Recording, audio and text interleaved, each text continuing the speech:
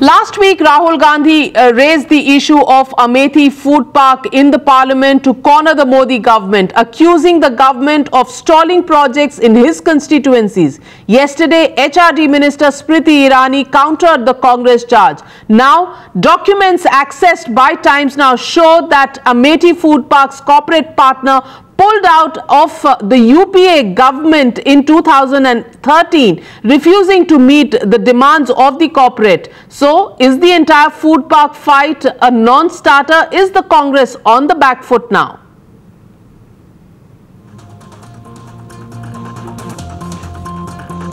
That the Congress Vice President dialed the wrong number, because when we talk about the Amethi Food Park, so the letter has come out that the company has already... Why should you go like this? No, sir, you encourage a young leader. No, absolutely. You encourage a young what leader. I am saying that I am very sorry the way you are taking this.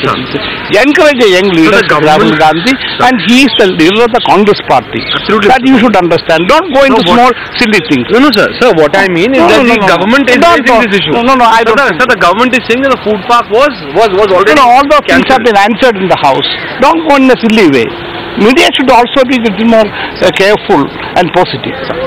Rahul Gandhi हमेशा झूठ बोलते हैं, अज्ञान है, वो अपनी बात को पढ़ के और सोच समझ कर नहीं कहते। फूड पार्क का जहाँ तक मामला है, 50 करोड़ की सब्सिडी गवर्नमेंट की किसी इंडस्ट्रीज को दिलवाना चाहते हैं क्या? इसलिए इतना शोर मचा रहे हैं। 50 करोड़ सब्सिडी है फूड पार्क में, ग्राउंड पे काम हुआ नहीं। राहुल गांधी चाहते हैं सब्सिडी दे दी जाए।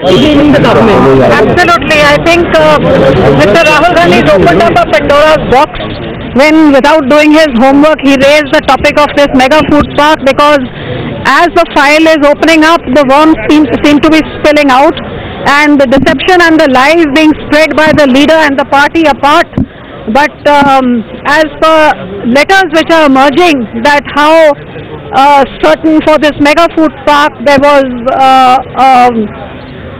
gas based subsidy at APM rates for a captive power plant was they were made to understand that they would get that, which would make this mega food park very viable. Now, who promised this to them, and what made them think that they were getting it? Because as of 2005, as far as I know, that no such mega food park, or besides the big projects like fertilizer, power, steel, these are the only people who can get APM based rates for a gas power plant.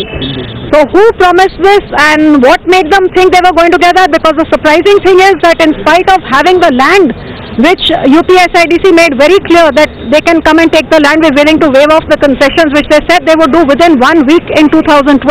It was not done till 2014, and this letter clearly says in 2013 that unless we have this gas-based captive power plant at subsidized rate, the mega food park is not viable.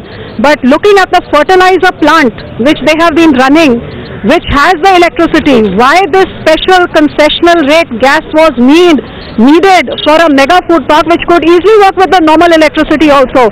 Was the mega food park a front for something else? This letter seems to suggest a whole lot of things which need to be looked into. जो अमेठी के mega food park की बात राहुल जी ने raise करी है, मेरा ख्याल जो ये झूठ की राजनीति करने की कोशिश कर रहे थे, इस झूठ की राजनीति के साथ साथ ही और कई चीजें और सामने आई हैं। जो आज की चिट्ठी 2013 की जो इस प्रमोटर आदित्य बिरला ग्रुप के द्वारा मेरे मंत्रालय को लिखी गई, जिसमें उन्होंने साफ तौर से कहा